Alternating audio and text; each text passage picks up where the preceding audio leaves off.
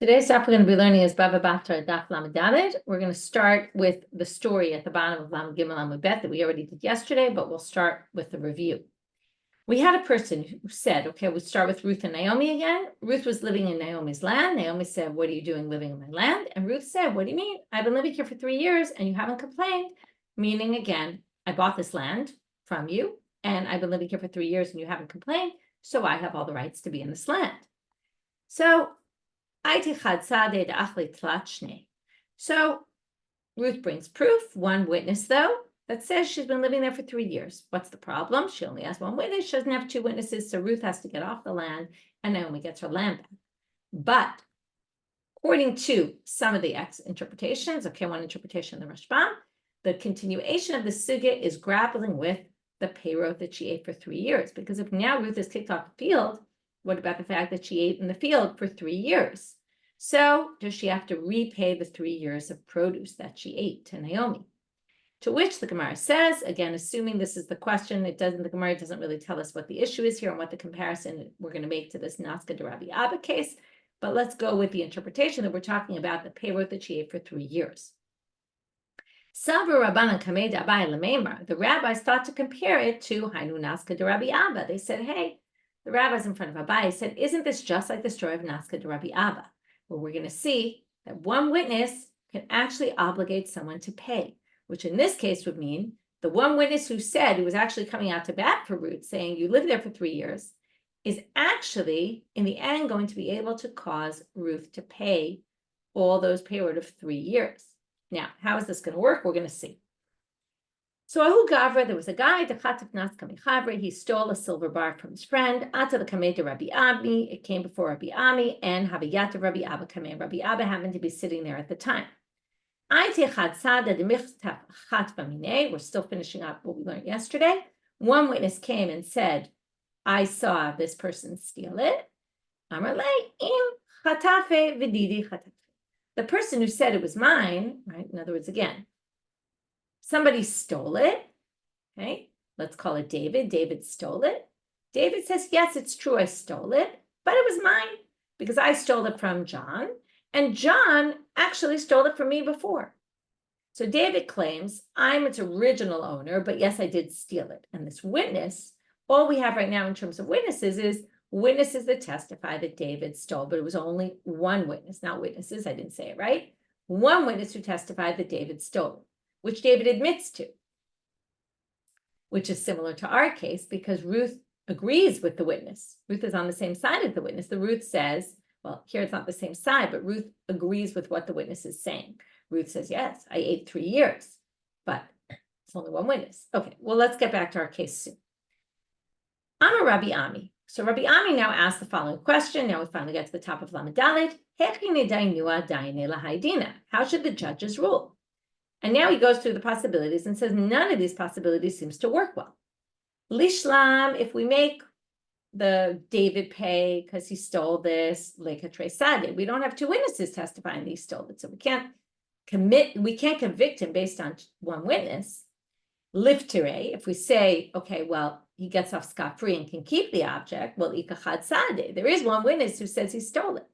And now, if there's usually one witness, if you have something in your possession and one witness says you stole it, we actually make you take an oath.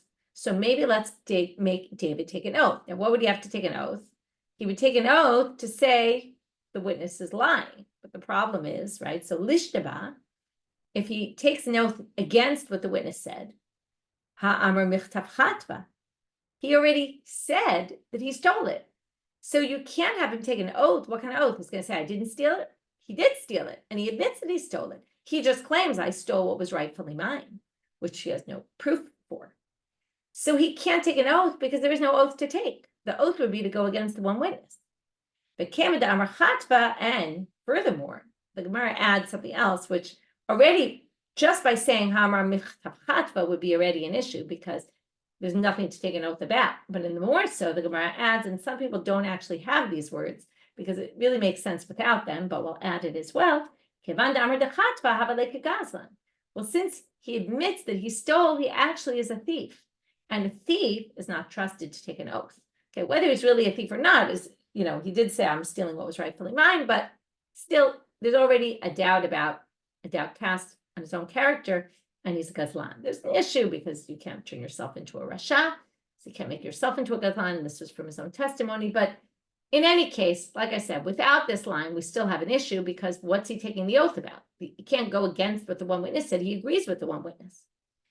So now what's the issue? The issue is, what is he supposed to do? Okay, we, again, can't make him pay. We can't make him not pay, but we can't make him take an oath. So we're stuck between a rock and a hard place. That was what Rabbi Ami said. Rabbi Ami doesn't know what to do. Amar lahu Rabbi Abba. Rabbi Abba says, oh, I have an easy answer. This fits into a category of things we already know. What is that? This is a case where one is obligated to take an oath, but one can't take the oath. So what do we do in that case?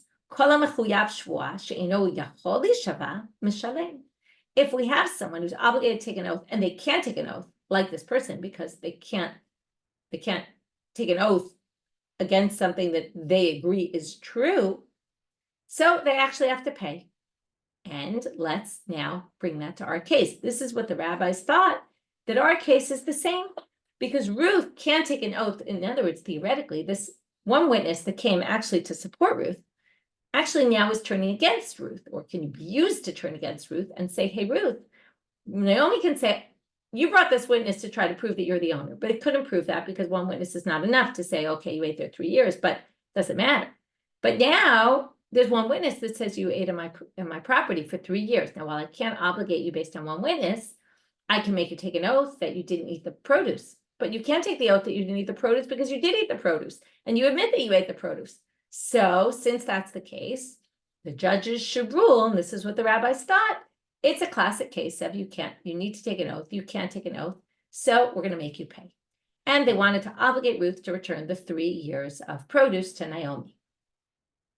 I'm a Abaye, but remember, the rabbi said this in front of Abaye. Abaye said, what are you talking about? Midami. These cases are not the same. Hatam sade le'urue ka'ate. Ki'ate achlina bahade mafkina lemine. There, in the case of the naska, the one witness came to go against David, right, who stole the silver bar. Now, if another witness had come, as it says, ki'ata achrina, if another second witness had come, bahade, with that witness, what would have happened? Mafkina lamine. Well, we would have had 2 witnesses that said that David stole from John, and David would actually have to pay and return it. But that's not the same in our case. And that's why, okay, let's just take it one step farther.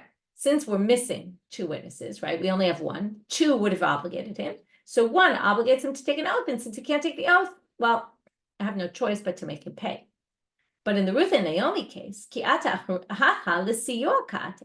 Ruth brought the witness to support her claim that she was living there for 3 years and therefore is the rightful owner. Now, it didn't work. But ki'ata achrina, if potentially another witness would have come, mukmin la biyade, we would now make it all be in her possession, right? We would say Ruth is the rightful owner of this. Therefore, if you're going to have Ruth take an oath, and Ruth can't take the oath, but the oath is not filling in for if there were 2 witnesses, right? In other words, what we have is 2 witnesses who might go against Ruth, and Ruth would take the oath. That's not the case, right? That's what happened with David. If there were 2, it would have gone against David. In this case, if there were 2, it would have proven that Ruth was the rightful owner and doesn't have to give back any pay road, and not only that, but can stay in the land. So we don't say, oh, well, since there's 1 witness, we're going to obligate you to pay all the pay road that you ate.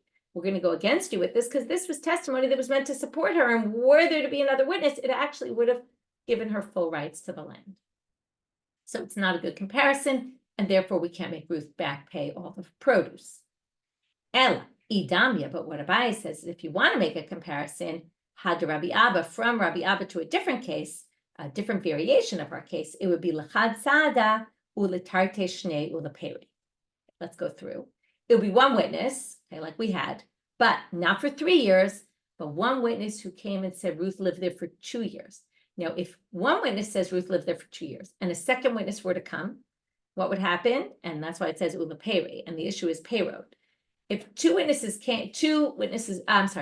came and said Ruth lived there for 2 years, it wouldn't prove that Ruth, even if a second witness came, it not only would not prove that Ruth was the rightful owner because she only has proof for 2 years, it would actually for sure obligate her to pay Naomi all the produce that she ate for those 2 years, because we have 2 witnesses that she ate there for 2 years, which means it's not hers. And there's clear proof that she was eating. So that would mean she would have to return all those payment. And that would be a similar case. So if one witness came and Ruth says, yeah, of course I ate there for 2 years, but I ate there even a 3rd year and the land is mine, in which case Ruth can't take an oath against that one witness, then actually that one witness could obligate her to pay the produce to Naomi for the first 2 years, for those 2 years that they're arguing about. Okay. Now, new case. Turning now to Amabet. Hahu Arba. Okay, there's a famous case, and we'll talk about why in a minute, because it comes up in the first Mishnah of Bava Metzia, Shnai Mochazim B'Talit. Tosfot asks the question. This doesn't come up in the sugya there, but Tosfot asks, what's the difference between this and Shnai Mochazim B'Talit? So let's see first what the law is here. Let's just remember what Shnai Mochazim B'Talit. 2 people are holding on to a talit. This one says, I found it, and it's mine. And this one says, I found it, and right, they each say the whole thing is mine. They split, right? They each have to take an oath that at least half is theirs. And they split. So now, we have a boat now. An arba is a boat. 2 people are fighting over ownership of the boat. Hayamar didihi, hayamar didihi. Each one claims the boat is theirs. Now, the law is, and the Gemara doesn't say this, but it becomes obvious from the continuation. The law is kol da'alim kvar. Whoever is the stronger one grabs the boat and gets to keep the boat. Now, it's very strange halacha kol da'alim kvar. I'll go through a few different possible explanations of why we have this din of kol da'alim kvar. Okay, some people say it's because we don't want, right? This is a case where the court has no way to determine who's the owner. Okay, this is why we're going to compare it to Shnai Mochazim B'Talit. Why there do we do yachloku and split it 50-50, right? Why don't we do the same thing here? So I'll already just tell you before we get back to what the logic of kol da'alim kvar is. There, each side was actually holding onto something. In this case, the boat is in the water or somewhere, and neither one has any rights to it yet. So when each person is already holding, that already shows that they already have a hold on it, and therefore we're going to split it 50-50. Okay, we're going to say you already have a hold on it, so we don't take things out of people's hands. But here, nobody's actually holding it. That's Tosfot's distinction as to why we say here kol da'alim kvar. So let's go back to reasons for kol da'alim kvar. One reason could be that we just don't want, okay, so the court can't rule because they don't have enough evidence. Well, if we don't let the court rule, then we're going to end up with a constant battle, fight for the rest of their lives. So basically the law says whoever grabs it first gets to keep it in order to, and then it's theirs forever, unless the other person can bring real proof that it's theirs, but otherwise it stays theirs forever. Because we don't want to create a fight between these people forever. We want finality, done deal. That's one way of looking at it. A different way of looking at it, and this I remember learning with Rav Lichtenstein, I'm sure I've mentioned this before, called Chok HaJungle. He would call it in Hebrew. It's kind of always funny, but it was the jungle law. Basically, in the absence of the court being able to rule, we just let almost like anarchy rule. We look at it like a jungle, and what happens in the jungle? Whoever's strongest wins. So, okay, we're just going to leave it to whatever happens. And the court just says, I'm out of this, and they can fight it out, and whoever wins, wins. That's another way of looking at it. Now, neither one of those really gets to, well, maybe, theoretically, one of them should be the rightful owner, and it seems pretty unfair. What if the other person grabbed it and they didn't get it? And so a third possibility of understanding it is that we assume, kind of like the way Shlomo determined between the 2 women and the baby, that depending on their answers, you could see who was really the rightful owner, who really cared the most about the life of the baby.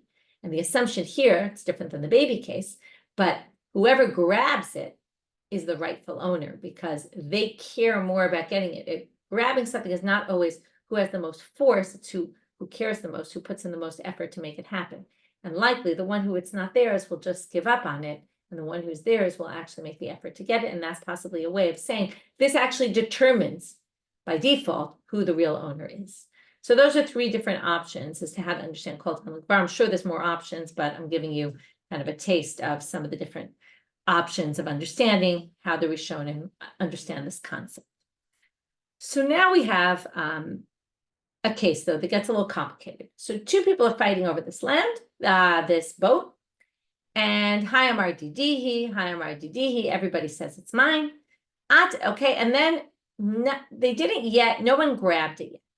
So one of them goes to the court right away. He's worried the other person's going to grab it. And he says to the court, one of them goes Libidina to the court, and says, Tifsua, go grab it right now. I'm asking for the court to intervene. Please take it. Why? Because I'm not ready to grab it just yet, but I have proof and I just have to find it. Just hold it for me now. So the other person doesn't grab it, and then it'll be much harder for me to get it out of his hands. But until I bring proof that it's mine, and then, then I'll be able to prove it, and then I'll be able to take it as legitimately mine.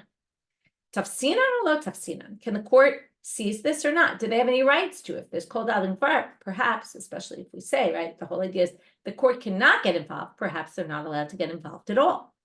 Rav Huna amar tafsinan. Rav Huna says no, the court actually can get involved to temporarily seize it until he brings proof. Rav Yehuda amar lo tafsina. Rav Yehuda says no, the court can't get involved. This is a ruling that the court has no way to prove anything, so they can't get involved at all. What happened in the story? Okay, so it happens the court did grab it. They seized it, even though Rav Yehuda says you can't.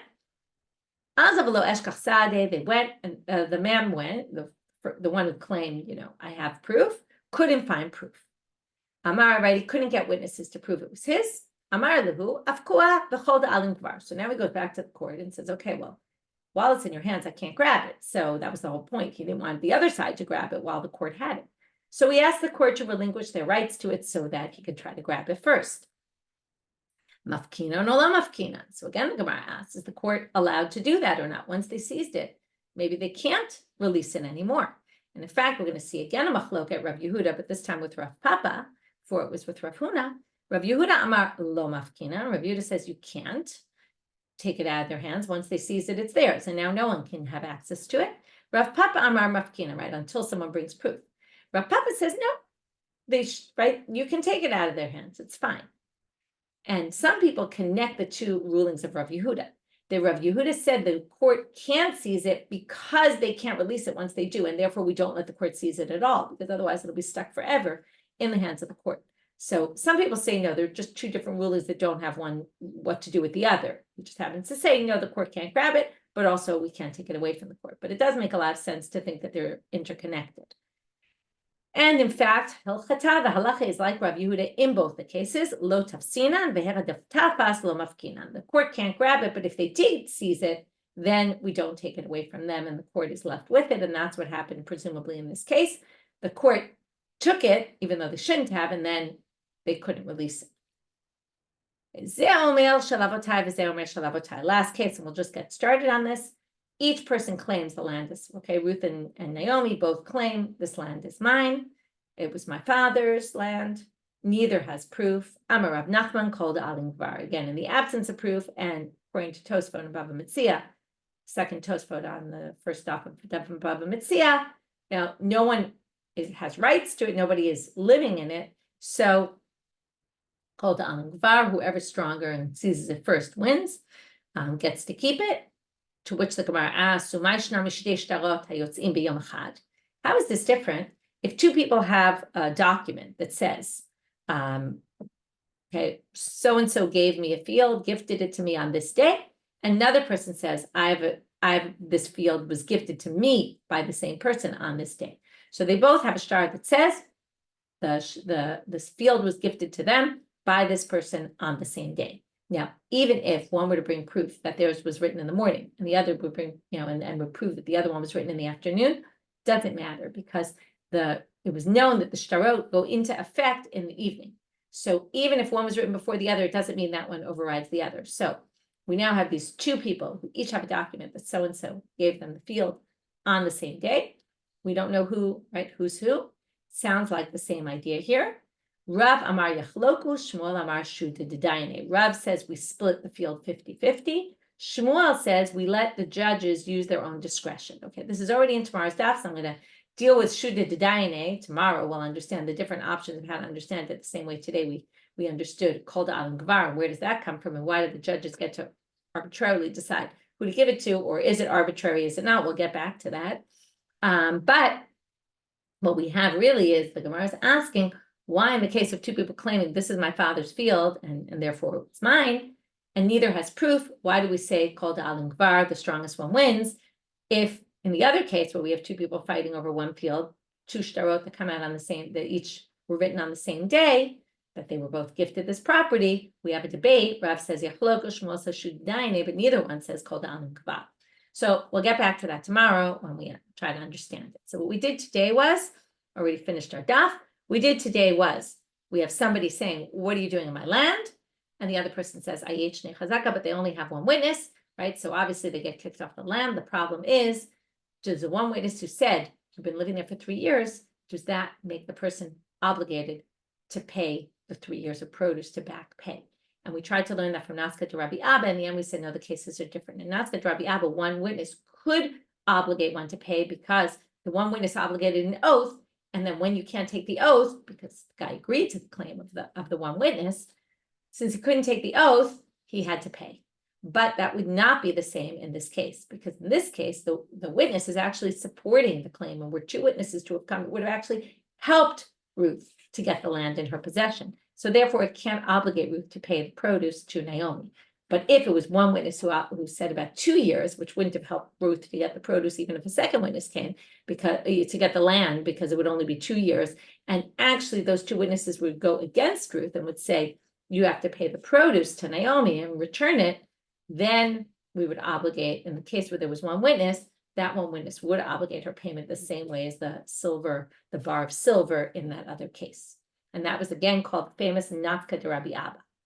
And then we had the case about the boat, the two people are fighting, and we say Kol Da'alim Gvar, although the one guy asked and we saw 3 different possibilities of how to understand Kol Da'alim Gvar, whoever stronger wins.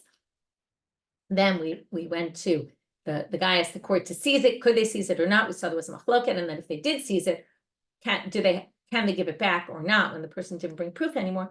And there was a debate about that as well. And we held in the end, like Rav Yehuda, this court can't seize it, they can't get involved at all in the Kol Da'alim Gvar case, but if they did, they don't give it back. Okay, they don't relinquish their rights to it until somebody brings a clear proof. And then we ended with this last question about the case where we say each side claims rights to the land, and then we said, well, Kol Da'alim Gvar, how is that different from the case of the 2 shtarot of the people on the same day? Okay, and again about the boat case, when we said Kol Da'alim Gvar and this land case, it's only when no one's holding it actually. But if someone was muchzak or had rights to it, right, was living there, like the case where the 2 people are holding the talit and both sides had some sort of kinyan over it. So Tosfot says that's the difference. They're each holding it. Because they're holding it, that gives them rights to it more, and that's why we say chaloku as opposed to here, where we don't use the splitting principle. With that, we'll finish for today. Wishing everybody a good day.